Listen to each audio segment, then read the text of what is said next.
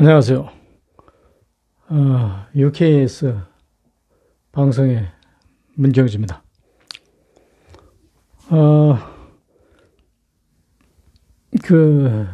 이순신 장군하고 관련해서요.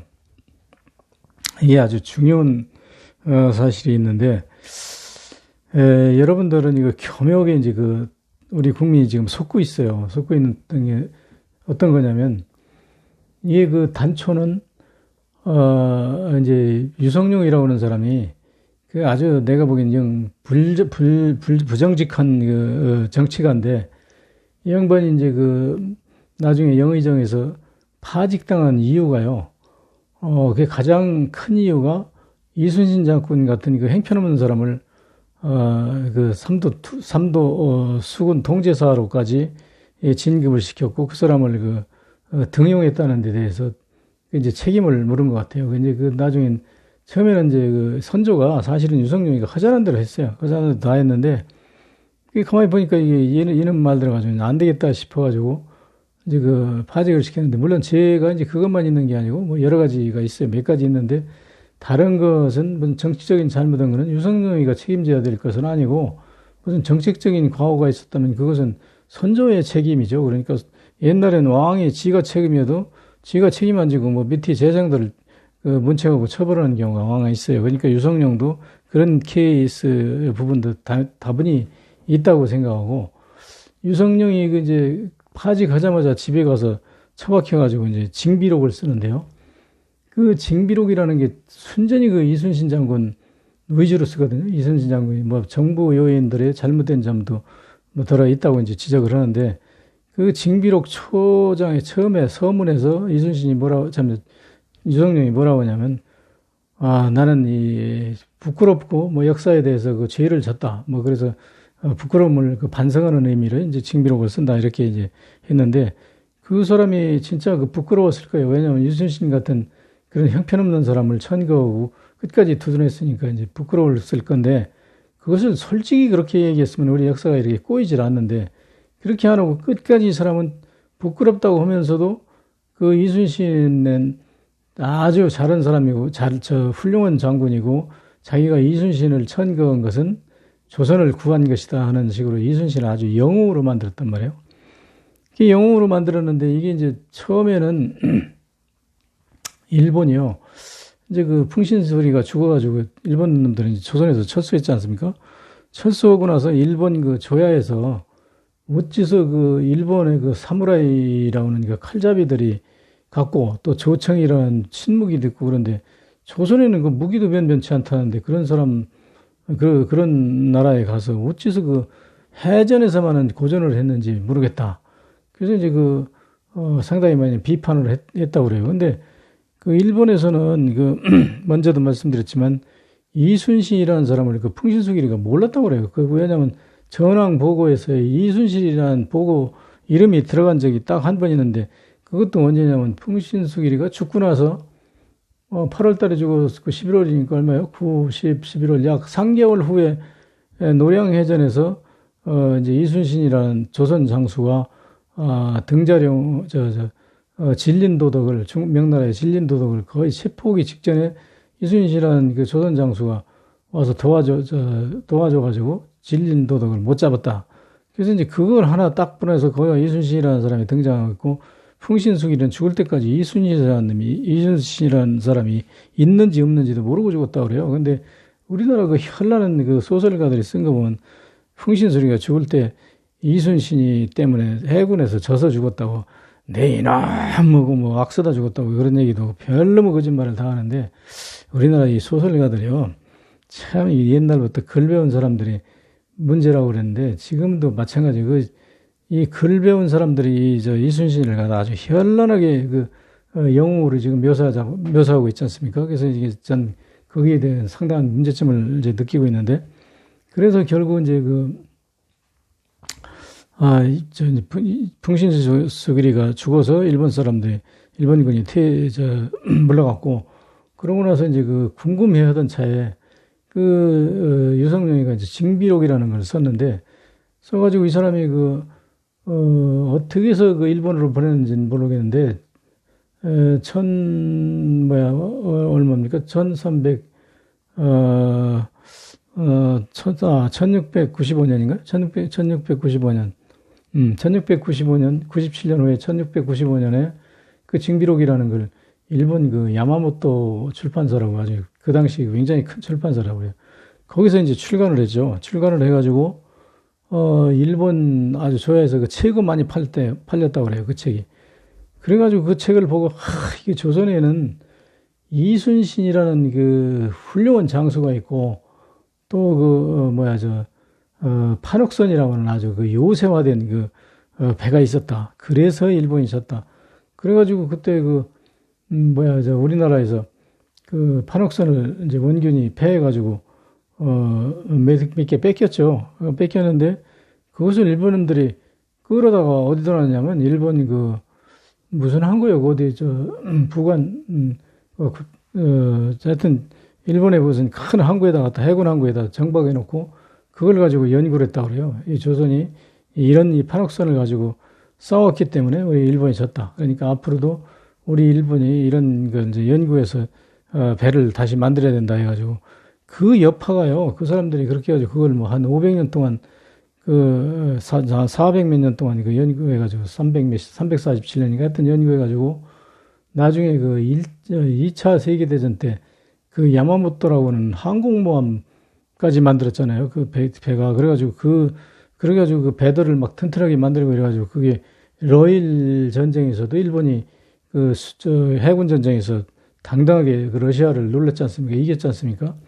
그러니까 이게 우리나라의 유성룡이라고는 그 징비록을 쓴 사람이 그 판옥선에 대한 노하우를 이제 강조해서 사실은 자랑했는데, 그걸 이제 일본 사람들이 자기네가 이제 우리 판옥선 끌고 갔던 것을 더 연구해서 가일층 더 박차를 가해가지고, 그 배를 이제, 더 이제 발전시켜서 결국은 1905년도에 이제 우리나라를 완전히 한일합방에 일본이 쳐들어오는 거 아닙니까? 그러니까 우리가 전쟁, 노하우라든지 전쟁 전투 장비는 이게 어떤 면에서는 국가 비밀에 속하는 그런 내용인데, 이제 뺏겼으니까 비밀일 것도 없지만, 그런 것을 이제 우리가 징비록을 써서 강조하는 바람에 일본 놈들이 이제 그걸 더 연구하게 된 어떤 계기를 제공했다, 이렇게 볼 수 있는 거죠.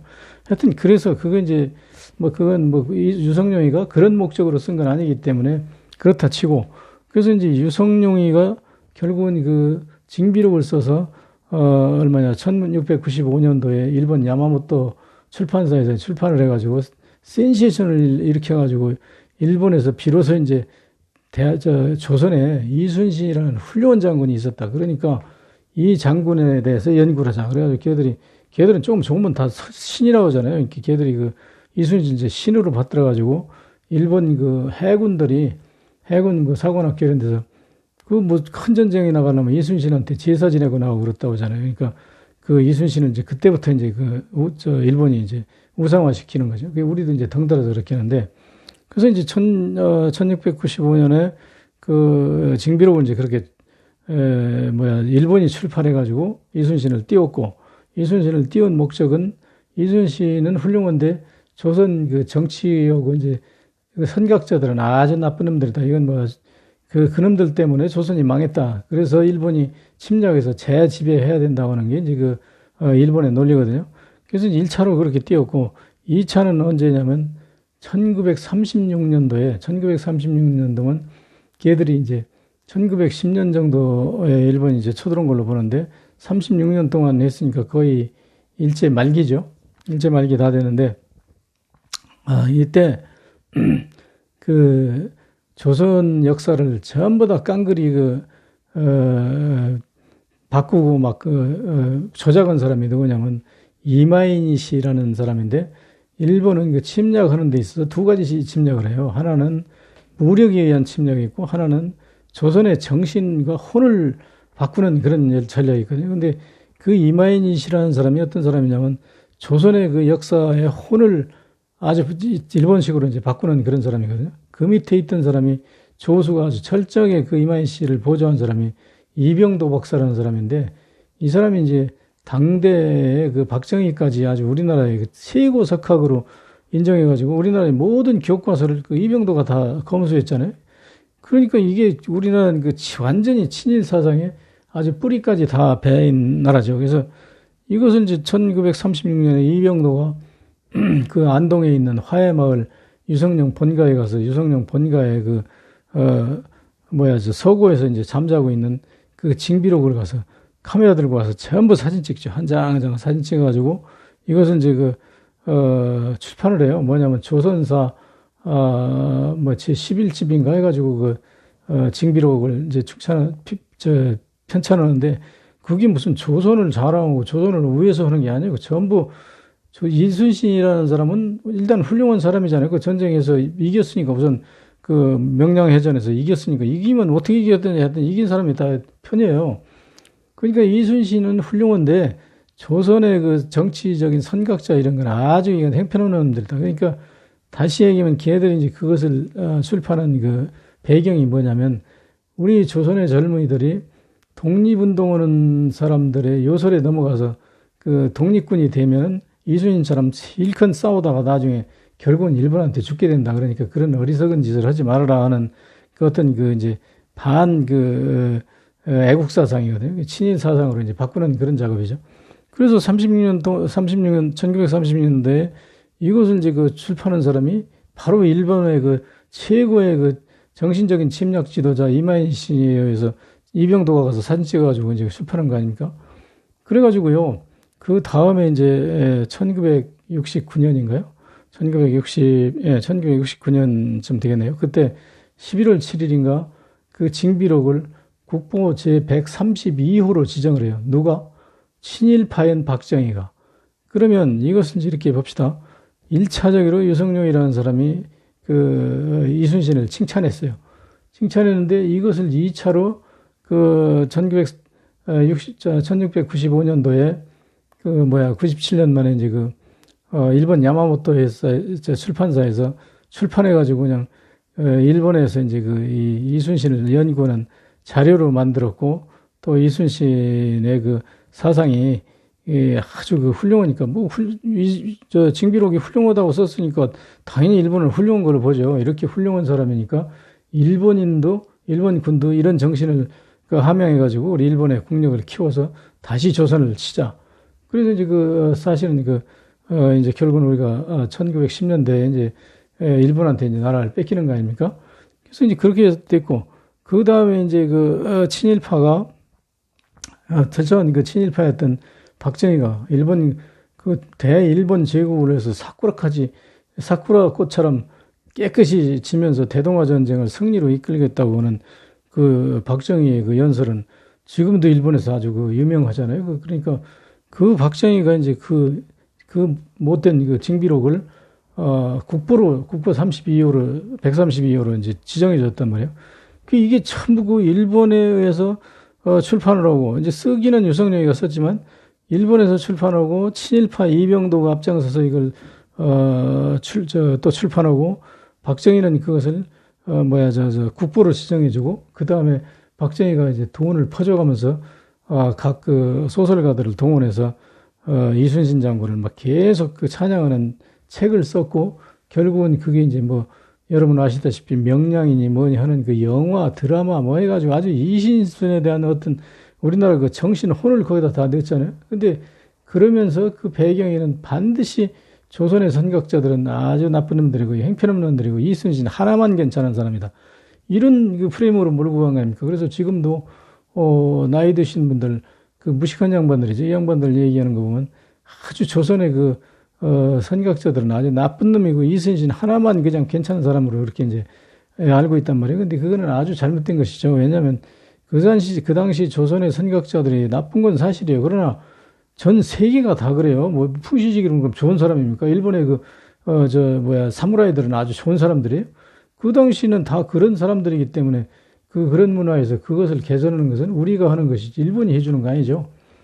하여튼 여기까지 하겠습니다. 감사합니다.